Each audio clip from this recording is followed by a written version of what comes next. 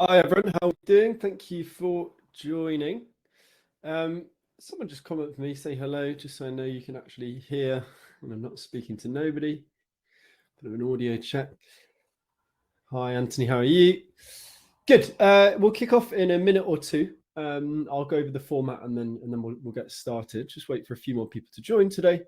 Why don't we kick off with everyone just post quick hello, where you're from and what your job title is. Always interesting to see where people are coming from. I recognize a few names, for sure. Hello. Who else do we know on this list? I recognize maybe Milena Jose as well. Awesome. Huntingdon, probably UK, I imagine, or US. Interesting. Jose based out in Port, very nice. And in the UK as well. UX UI design, interesting. Good, awesome. You've joined actually. I think it's very, very relevant to UX UI, talking about network effects. So that's good, great to see. Very proactive. And hello from Munich. I imagine that is lovely this time of year. A bit of snow, nice mountains and lakes as well. Good. We'll wait just one more minute and then we will get started. Double check in case anyone's stuck. But always obvious you have to sign up to the Demio link rather than just on LinkedIn itself. Awesome. Excellent. I am based in the UK. If anyone didn't know that, you might recognize the accent as well. Good. Let's get started. I know you've sat aside your lunch break in many cases for this, so let's jump in. Make sure this is a really valuable session. I'm going to screen share for the first part of today before we jump in. So what are we going to cover today? We're going to look at something called network effects. This is super important for any product, right? It's the kind of thing, some cases we can't leverage network effects, many cases we can, and it's something we really want to bake into our product strategy. So we're going to talk today about what it is, why network effects are so powerful, and then going to get you to actually join some really nice interactive exercises. You go and put this stuff into practice. So specifically, we're going to look at a really nice case study. I'm going to get you to compare actually to existing products, Miro versus Clubhouse. And then the third exercise, going to get you to define or identify, let's say, a product that you use that uses network effects, how that network effect works. You can come out with a really concrete idea of what network effects are, how we use them effectively. And then we'll wrap up today with a Q&A, so you can ask some questions. The more relevant this is to your day-to-day work, obviously, the more valuable it is. So I want to make sure we've got time to cover some specific questions based on your individual context and how you can apply all of this stuff. Good. Let's jump in. Before we do, the only call to action today, the only sort of bit of marketing from our side is if you're interested in delving deeper into network effects, if you're interested in delving deeper into product strategy generally, I've got a new book coming out in January that's called Product Strategy is Simple. This is a short, actionable guide to how we craft, validate, and communicate product strategy effectively. You can join to get your get your own free copy of this when it's available. All you have to do is click the card here. You'll click that link. You can also click up here. And also, whoever, if you want to join the referral system, if you get the most referrals, you can get your chance to win a free place on one of our next Product MBA cohorts. That's usually £3,000. It's going to save you a good amount of money. So feel free to sign up for here again if you want to go deeper. I would suggest personally, join the webinar, see how it goes, see if it's really valuable. And then if you see a lot of value in what we covered today, again, you can go a lot deeper in the book itself. There's obviously only so much we can cover in a 45-minute session. Awesome. Any late joiners, feel free to post, just say a quick hello, where you're from, maybe what your role is. Always interesting to see, starting to recognize a few more names as well on that list. And without further ado, let's jump into it. So let's talk about what network effects are, how we use them, and I'm going to get you to actually go and apply this in practice, really thinking through a real world case study. So a network effect is if we use it talking about it in the product context, right? Network effect is where a product gains additional value the more people use it. A very simple example of that, you could use Facebook as a great example of it. Let's use Medium as an example, just as something as everyone can relate to. So let's say we start with our product and we've got new users joining that product. Now, the more users joining, the more content they're going to be creating. It's like, hey, not everyone's going to create content, but some people are going to create content. In this case, let's say articles on Medium. That means there's more content to engage with, okay? If you're that new user, the more users are on the platform. What does that mean? It means that the value proposition itself is improved, right? So that there's more interesting content to discover. And we're going to see increased engagement as well because there's more content to discover. Therefore, we're more likely to find what we want, the article we're most interested in. We're more likely to read an article and then, read some suggestion after that, right? So we're going to be more engaged with that platform, more likely to come back as well. Now, the more that we're engaging new users, the more we're retaining existing users, the more likely we are to increase awareness as well. Specifically, things like word of mouth referral. We might even leverage that with some sort of referral program, for example. The more awareness, more referrals we're getting, the more new users are coming into that system. Okay, and we see this virtuous cycle, right, going round, where we're getting more users coming in. The more users coming in means we've got more content. That means our value proposition is stronger. They're more engaged. They're more likely to refer people, and they're going to bring in new users. And we see this over time. Same reasoning behind it. There's this famous Facebook metric. Facebook always wanted you to connect with 7 people as quickly as possible. Why? Because that means when you came onto the platform, you would see lots of interesting content from people that are relevant for you, right? I.e. Early days, your actual friends rather than digital friends. So that was the same thing, right? The more value you're getting, the more your friends run, then the more value you get, the more likely you are to invite other people or talk about it, pass on through word of mouth. So Medium's that core network effect. Many products take this to another level. This is where we look at these blue cards here, where not only do they have the network effect, let's take Google, right? They've got the network effect of more people using it, sort of inherently adding value, but they're deliberately engineering the product to get better over time. So it's not just about user-generated content, for example. Okay, a great example would be Google search, something we can all relate to. The more users we have on Google search, the more data and user feedback Google is getting, and therefore the more data they're going to have to improve that product. In this case, using machine learning to improve the recommendations algorithm, for example, the ranking algorithm. Some companies go even to a further level where they might leverage that network effect to launch a whole nother product.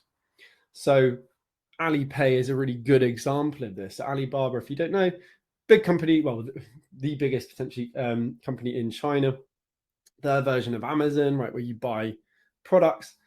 They launched Alipay as a spin-off. This is essentially dealing with anything related to payments. And what Alipay did is said, okay, we've got all of this data on people's, what they purchase, and also the things like, okay, do they pay on time? Have there been any issues like claiming payment, i.e. having some sort of credit score?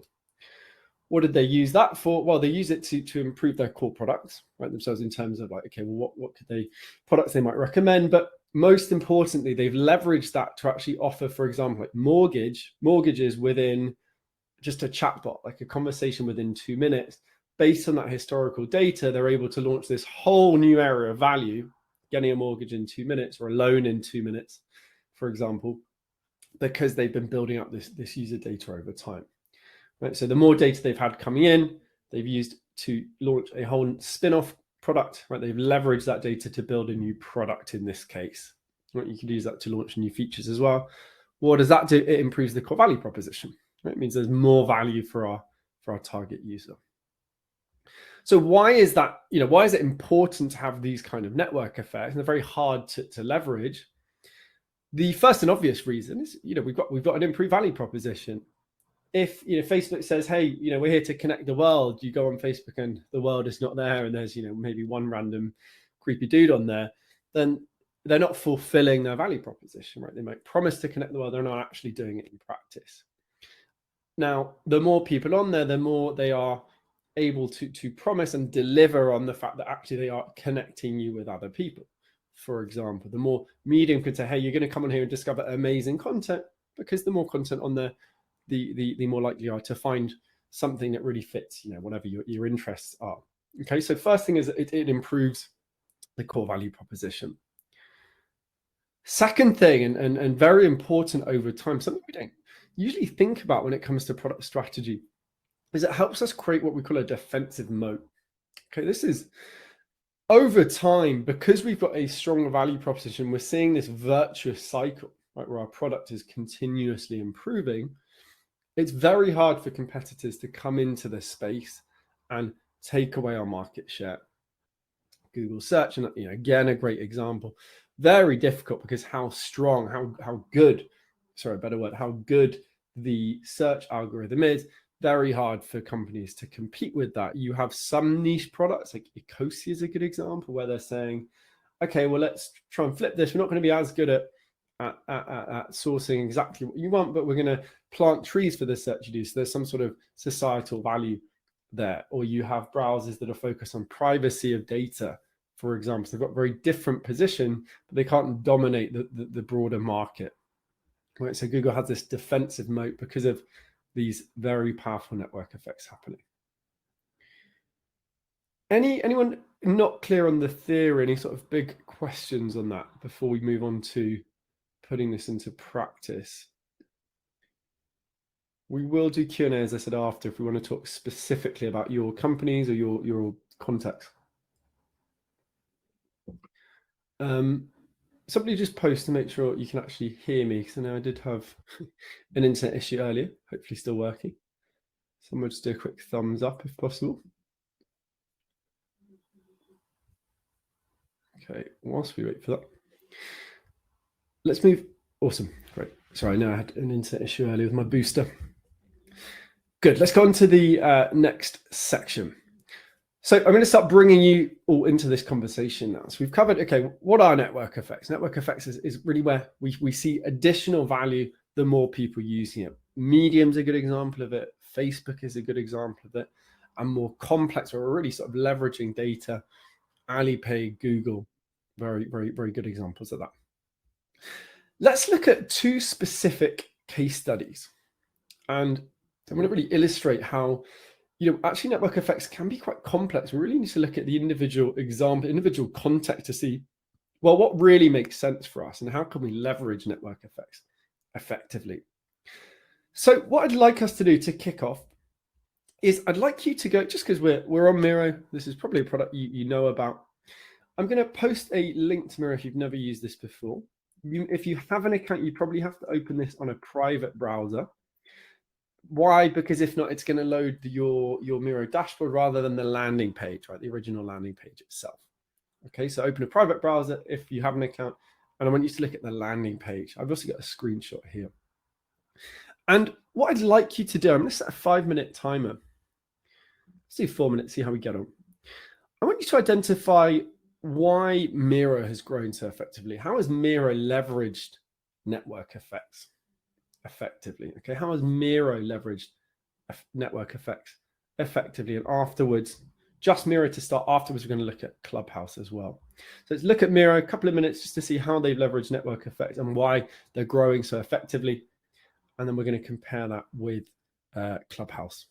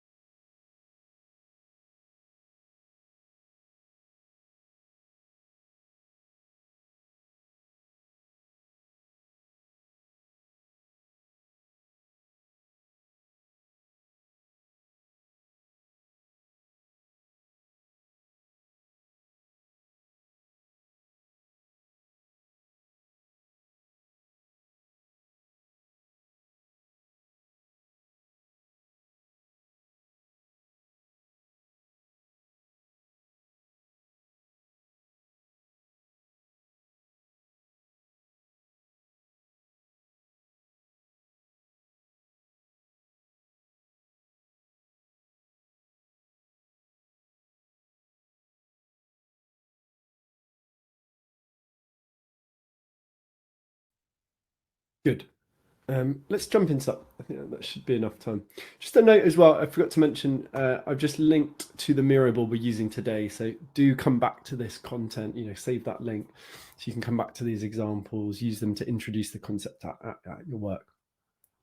Excellent. So feel free to start posting your answers. So how and how has Miro used network effects effectively?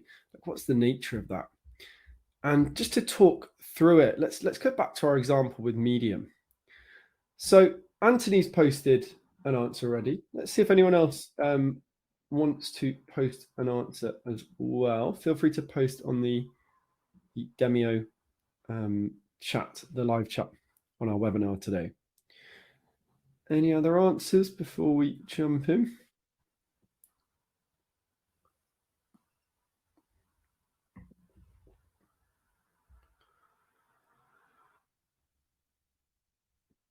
Lucas. Okay, so we've got a few answers to work with. Let's see what we've got.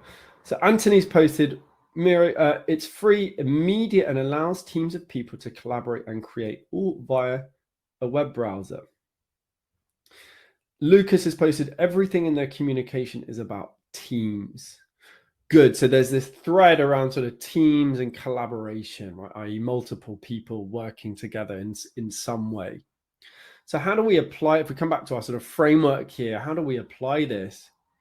So we've got, let's assume, our first users come along, right? We've got new users using the product. The Miro is going to nudge them, right, to create a board from scratch. They might use pre-made templates like Miro. As Anthony Conway's just said, awesome timing. They might be using templates made by the Miro team. They might be using templates made by other users as well, right? So there's more content for those first users to engage with. What does that do? That improves the value proposition for the, if I'm a new user and I'm like, hey, this is interesting, let's check it out. Let's check out Miro. I come on, I might use those templates, I might create my own board to see, oh, this is interesting, right? I see the value of collaboration here. What am I then going to do? Fourth action, I'm going to invite other people, because use cases about collaboration, right? So it's not just about me going off doing my own thing. It's like, hey, I want to get my team on here. So I'm going to invite my team. My team are then going to come on as new users. And what do they see? They're going to see templates as well, but they're also going to see probably the board that I've created, right? The thing I want us to collaborate on. What does that mean? It means that value propositions increase. They're more engaged because there's a very specific, very relevant use case that we've created. What are they going to do? They're going to go, oh, this Miro thing's pretty cool, right? I see it. I get the value of it. I'm going to start using this with, team B that I work with, or the developers in my team, rather than just, the designer that invited me to use it, for example. So we see that feedback loop.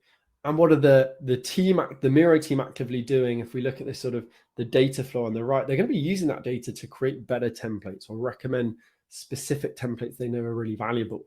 So there's a sort of curation element there as well. Good. Excellent. Now let's look at this is a very tricky one. So I'm tempted to say, if anyone's interested in answering this, just comment on the right and I'll get you to come on the stage itself and we can talk through this example.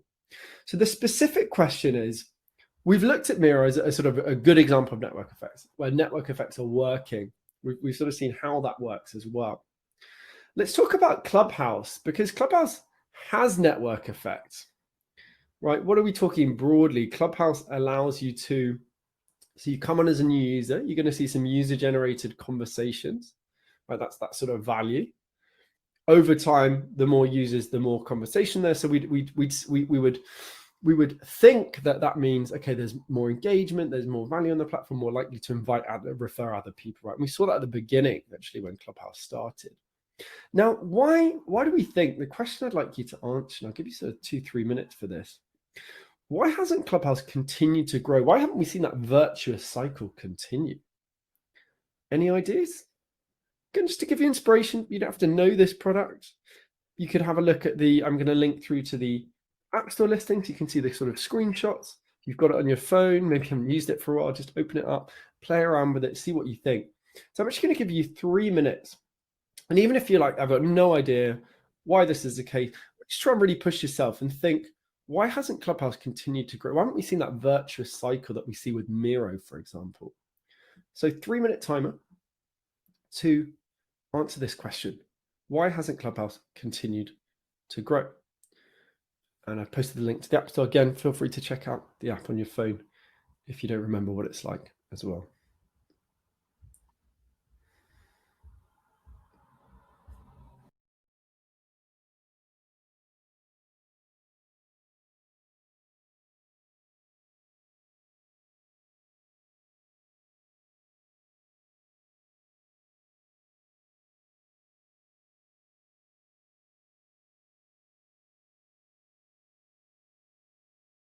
If anyone wants to volunteer to come on stage after the timer, just comment, just say, I volunteer, and I will invite you on stage to have a bit of a discussion.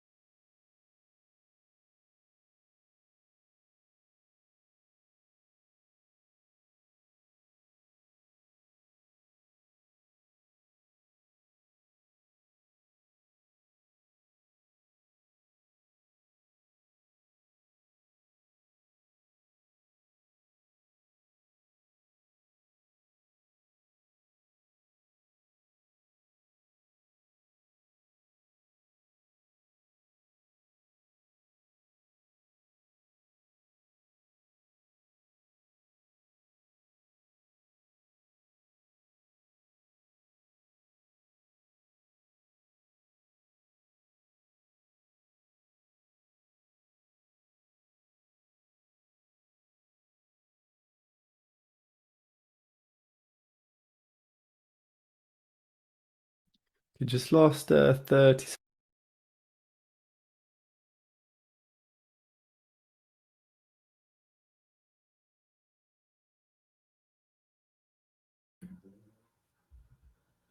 Again, if anyone wants to volunteer to discuss this with me, feel free. I'm seeing some great answers. Sophia, Kimberly, Milen, Lucas.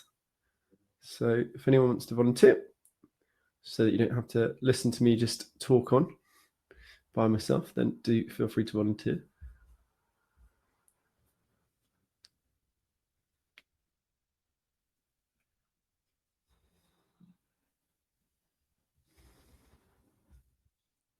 Awesome. Let's have a look at this then. So we've got a few ideas, all very valid, and I've got a few ideas myself that I'll bring in. So anyone want to come on stage? If not, I can see some great points, so not a problem at all. So let's see what we've got in terms of the answers. I'll just feature these. So Sophia said, what was the problem? There was a drop of quality of conversations, lots of random and unprepared conversations, difficult to navigate for users, limited conversations about Clubhouse, outside of Clubhouse, and no clear vision from the brand. Awesome. Let's see what Lucas said. Lucas, the improved value proposition was missing. So we had a break in the chain. At first, only a few people could host a club. The hype was there, but one pain point they never addressed was that all content was live. There was no chance to prepare, like with Miro. The space for pre-recorded conversation is essentially taken by podcast. New users coming in only brought value to the few on the stage whilst not benefiting other users. Excellent. What a thorough answer. Let's have a look at the few ideas that I got down. So firstly, there is a network effect there. Let's not forget that, right? The theory is that you come on, there's engaging content. The more users on there, the more engaging content, right? The more conversations happening, and you can create conversation yourself. So you're going to contribute to that virtuous cycle. But and Sophia and Lucas have perfectly identified these, very clearly identified, sorry, these issues. And Kimberly and Milen, I'll come on to yours as well. So firstly, Sophia, there's a drop of quality conversations, difficult to navigate for users. This is quite linked to Lucas's point in my view. So what do we mean there? It's, yeah, actually the value's not getting better over time, despite there being more content on there. Part of that reason is what we call clustered networks, right? So what we're seeing actually is you're coming on and you might have a specific tribe or specific topic you're really interested in. You might come on to drop into that one live conversation, but you're not actually engaging with the other stuff on there because it's, hey, it's hard to navigate, or there's a lot of random unprepared conversations, for example, as Sophia clearly identified. And as Lucas said, right, yeah, you're just not seeing that improved value proposition. You're not seeing other pieces of content that are going to engage you outside of maybe that specific topic, that specific, I don't even know what they're called now, channels that you've joined, conversations, let's say, that you've joined. So we've got these sort of clustered networks where we're not seeing actually people cross the border and sort of see all this added value across all these conversations. Secondly, other point that Lucas identified, there's a need to listen to audio live to get to the core value. So as you say, podcasts take up that space. We're not seeing, again, the value proposition improve because it's like, okay, hey, maybe you come on and you sort of drop into a conversation. You go, hey, that's interesting, but you miss it next time, or whatever, you don't know when it's going to be live. So you miss the whole conversation and you just sort of give up on it. So we don't see this cycle fulfilled. We see a new user come in, maybe find one conversation they're interested in, but then they drop off. They don't get that extra value there. Excellent. Then again, yeah, smart answer. Make use of the scarcity bias. So at the beginning, it was sort of invite only. They used that effectively. What they didn't do is then segment people into potential like clustered interest. Let's say it's like, okay, maybe you're interested in one channel, but not 5 or 6, for example. Kimberly, yeah, again, backing up the first point I made around, not seeing this sort of added value over time. So just zooming out on that, and before I get you to go and put this stuff into practice, we need to leverage network effects, right? Like with Miro, great example, like with Medium, another great example. But we also need to be really clear that it's not always just going to be this virtuous cycle, this virtuous flywheel. So we want to be really careful about how we are going to leverage network effects. And also, we only get one chance at this. Clubhouse still exists. There's still, I don't know, a few million users there, but it's going to be very hard for them to sort of change that perception and readjust the value proposition because they have such explosive growth, right? It's not that sort of steady growth like that. So bit of a counterexample to think about. Just always have that in the top of your mind, when you're thinking about network effect. Okay, well, what might happen? What might go wrong once we start to see, or if we start to see the impact of a network effect happening? Yeah, Sophia, great point again. Difficult to find / browse conversations. And the active participation wasn't really there. So you didn't really see this proper engagement, this sort of cycle of improved engagement, improved value over time. Excellent. What I'm going to do now, so second part of today, I'm going to get you to put this into practice with a specific example. And afterwards, we're going to jump into Q&A for the last 15 minutes. So the challenge that we will do in the next 10 minutes, I'd like you to come onto Miro itself. So I'll repost the link for the board that we are using. If you aren't using Miro, if you can't use Miro, if you're on a work laptop, whatever reason, just feel free to post your answers in the chat on our live webinar. If not, grab a Miro board yourself. So what I'd like you to do, put your name top left so I know who you are. I put an example here. And I'd like you to name a product that you use that you've heard of, and just name it in the middle, right? For example, Miro. None of the ones we've used today. Right? Please, not an example from today, like Medium, Google, Miro, Alipay. So take your time to really think through a product. And I'd like you to identify those 4 to 6 steps of the network effect. For example, and you can always come back to the template we have here. For this final step, right, more awareness and referrals. Let's say for Miro, it would be okay, well, how does referral work? It's that current users invite their colleagues to Miro. Right? Those colleagues become new users. Those new users see value in the board that's been shared with them, for example. So name that network effect. And in some cases, how does the company actually leverage data to improve the product itself? Anthony, has looked at LinkedIn. Yeah, awesome. Great example. Lucas, WordPress, another great example. So I'm just going to set a 7-minute timer. I'll add a minute or two, see how you get on with this. As I said, grab a Miro board, any on the top 2 rows, and let's see what.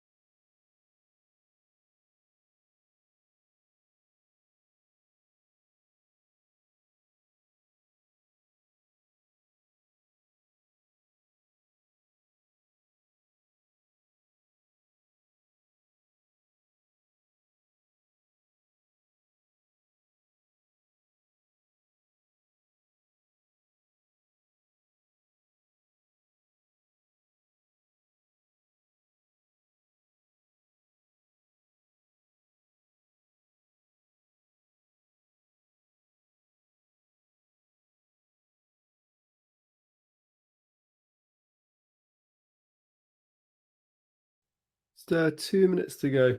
2 minutes to go.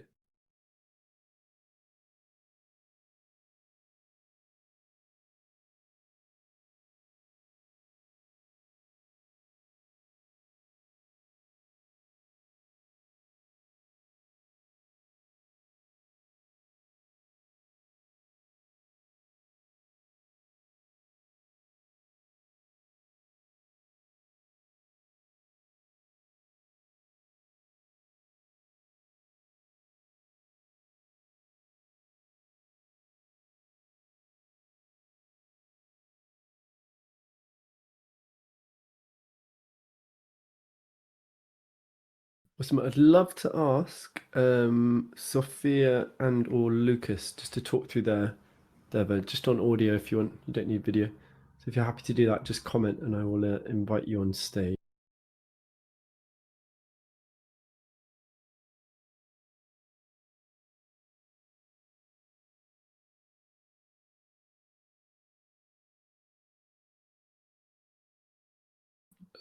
Ola as well has got an interesting example. If you're happy to volunteer, just and I'll invite you.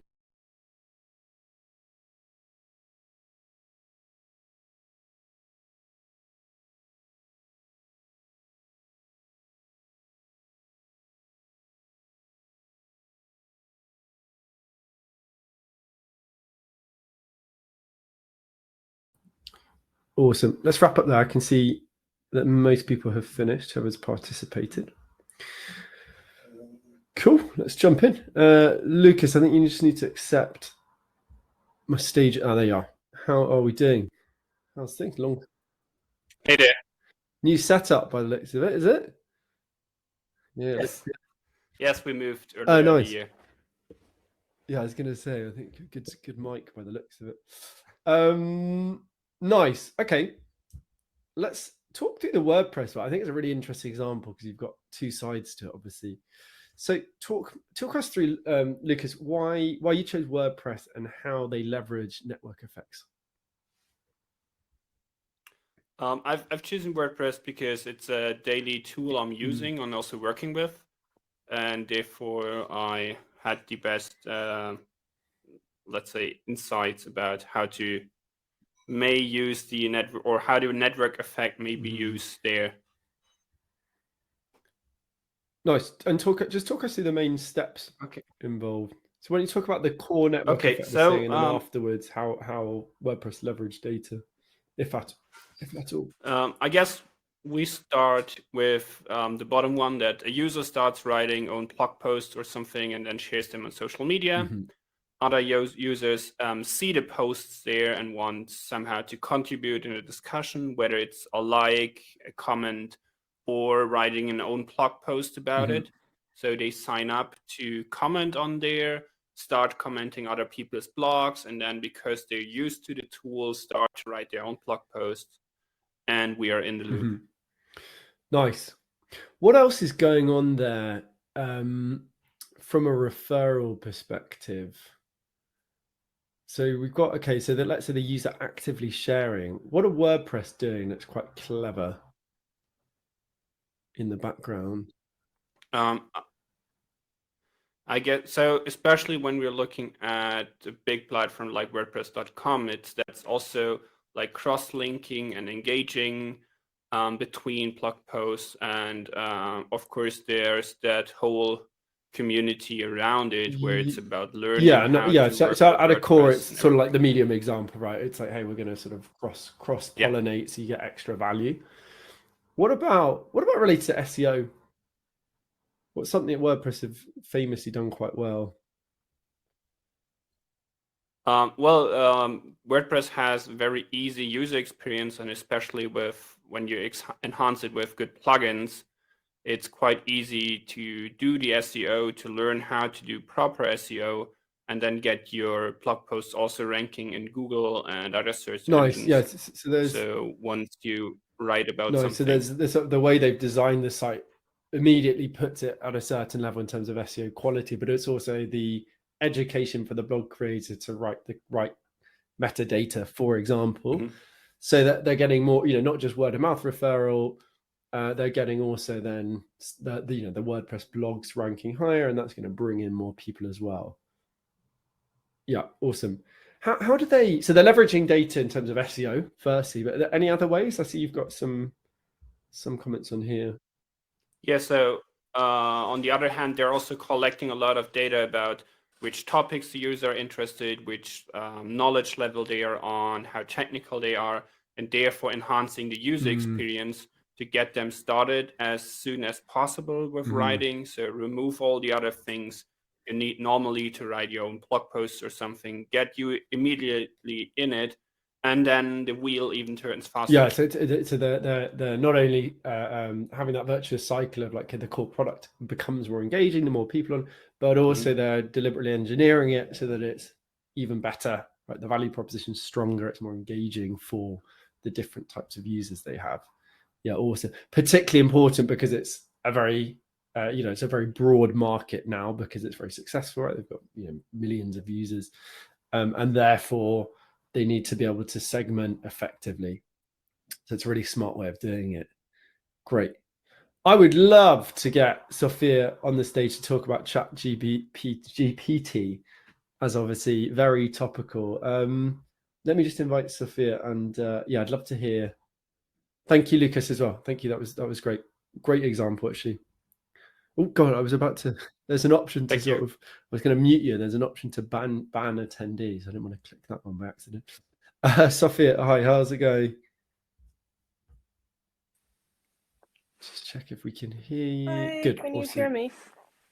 Yep. Yeah, I can hear you perfect. clearly. Oh, perfect. Awesome. I'd love for you to talk through this one. Yeah. So talk us through the core network effect we're seeing. Yes, this is a very hype, very trendy topic since artificial intelligence in general are very in trend in last couple of weeks, I would say, together with Lensa AI and also Open AI, which is ChatGPT. And it's really a kind of playground for a lot of people at the moment. Of course, those who created ChatGPT, they have trained the system, the AI with data, which is the limitation. They have given data up to 2021, and this is limitation. You cannot really research data or give questions to the system, which goes beyond. Yeah. Awesome, great content. So just to type to this specific framework. So you mentioned that we've got the obviously the nature of machine learning. It's like, okay, any data coming in, we're going to use to improve the product, like Google. What about the core experience? So they famously gone to, I think it was 0 to 5 million users in or million users in 1 million users in 5 days. Yeah, it was. What's going on there?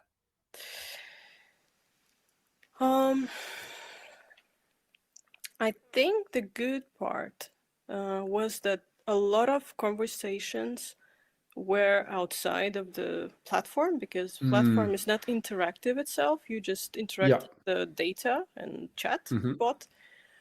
I saw, and how I personally started it just to experiment was through LinkedIn, and I saw a lot of high profile experts were starting to post case studies and giving examples. Okay. Yeah. I'm just gonna jump in. I want to type to these 4 steps for me. So you've mentioned for example, there was awareness because somebody shared on LinkedIn. Yes. Yeah. And then you became a new user. Yes. Talk about these further 2 steps then, and how that feeds into the cycle itself. So as more users started to join, they started to share screenshots also and content mentioning ChatGPT. Awesome. Yeah. Awesome. So that's what we're saying with the referral. What about the core value itself, though? So think about your own example. So you were here, right? You're a new user. You engage with the product.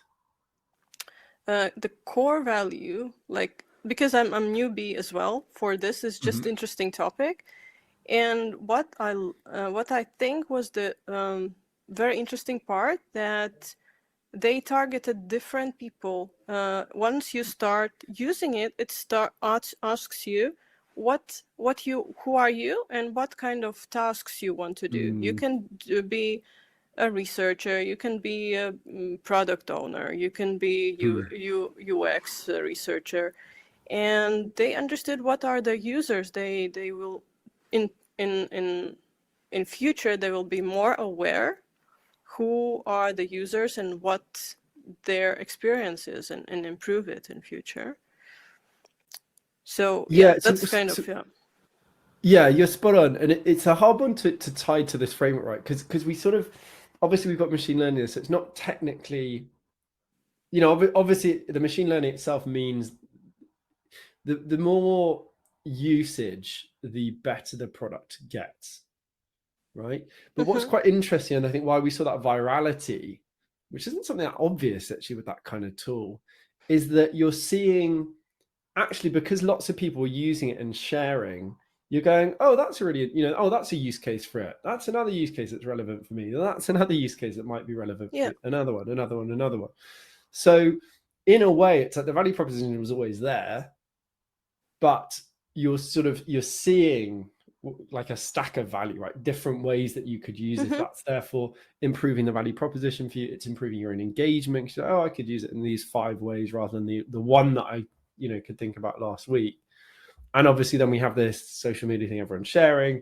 That's bringing not only new users all the time, but bringing you back, right? Because say you see, say you do some writing on the side, you didn't think about using OpenAI to improve your writing. Week 1 you use it something like just for fun to test out. Week 2 you actually use it for something writing related, so you're coming back to use it for these different use cases, where you get this sort of this very interesting virtuous cycle. There was some interesting comments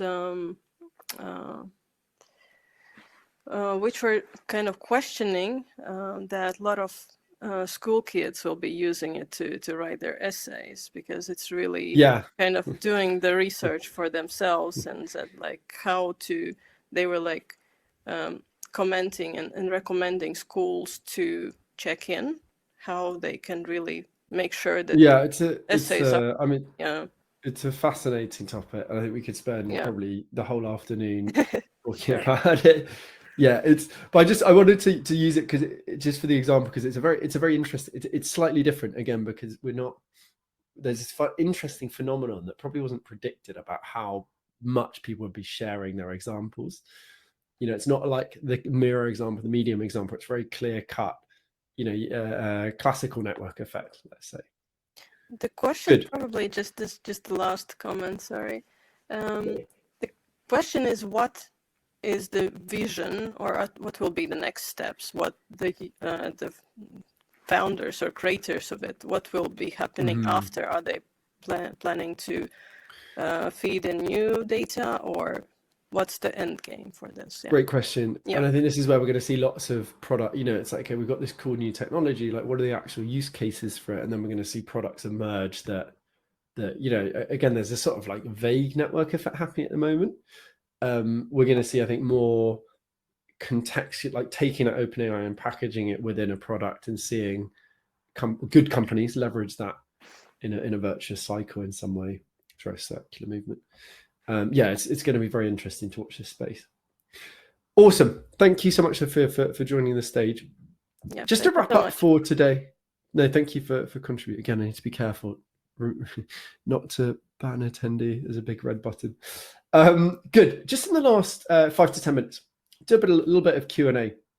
So just a reminder of what we covered before we do that. And feel free to think of questions, post those questions on the chat, and I'll come to those shortly. So final call to action. Again, if you want to go a bit deeper into this, first thing I'd say, sign up for your free copy of Product Strategy is Simple. It's coming out in January, which is only 20 days away now. So feel free to do that. You'll also be in a chance to win a free place on our Product MBA cohort. That's where we really fast track your path to product leadership by getting you to actually build a real product and teaching you the sort of core competencies of product leadership along that path. So feel free to check that out at prod.mba. But again, if you want to go deeper in what we covered today, that is covered in our upcoming book here.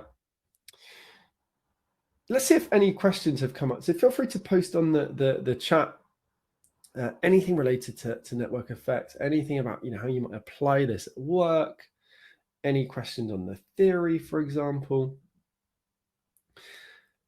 Lucas, very interesting question. Is the network effect only for B2C or cheap products? It's an interesting question. What do you mean by cheap products? I.e., you're looking at mass scale. For Is there an example for around 50K product? Yeah, really interesting. You know, I think of say product Miro, there is, you know, network effect, something we think about where, because why? Because we've got a big community of product managers, that there's inherent cross-pollination between that community and what we can sort of provide for them. Why do we not see small companies leveraging network effect? Because of the inherent nature of a network effect, right? You know, if we really hit goal, can be a negative, can be a big negative, but you know, if we get unsustainable growth or we're not prepared for it, but you know, generally the reason why companies take off and why we use these sort of famous case studies is because in relation to network effect is because we see this virtuous cycle, right? So by its very nature, we're getting loads of new users in because the value is so strong. Those users are sticking around, they're inviting other people. So we sort of see that hockey stick curve really take off. And it's why also investors are always looking at, you know, if you are pitching to them, how are you using AI to improve the product over time? How are you using network effect to create that defensive moat over time?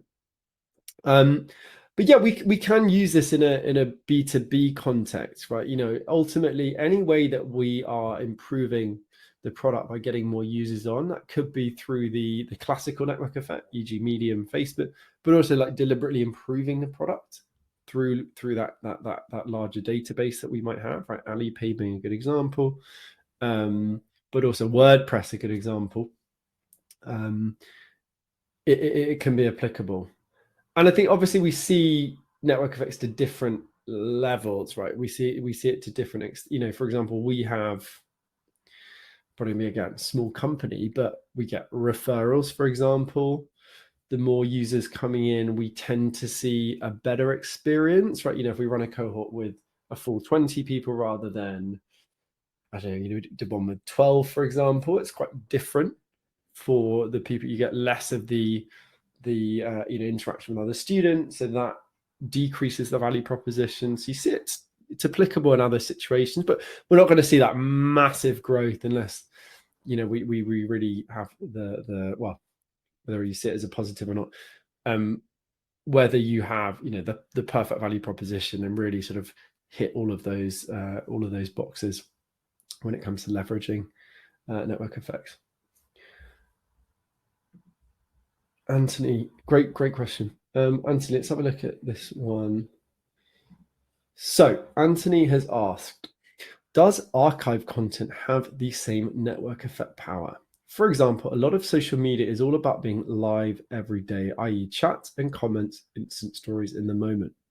Kind of, but the internet tracks and stores out every move. I thought, does saved content have the same virality? Yeah, great question. I mean, it depends on the, it depends, as always with product. So many, let's take Twitter. Okay, so Twitter's value proposition is really about live, you know, what are the topics being talked about right now and who are the people to listen to right now? Like, what's the live conversation about this topic, right? So the liveness, the up to date, the being ahead of the news is part of the core value proposition. Now, what companies can do really well, and I think WordPress is a good example of this, is Medium's actually a very good example.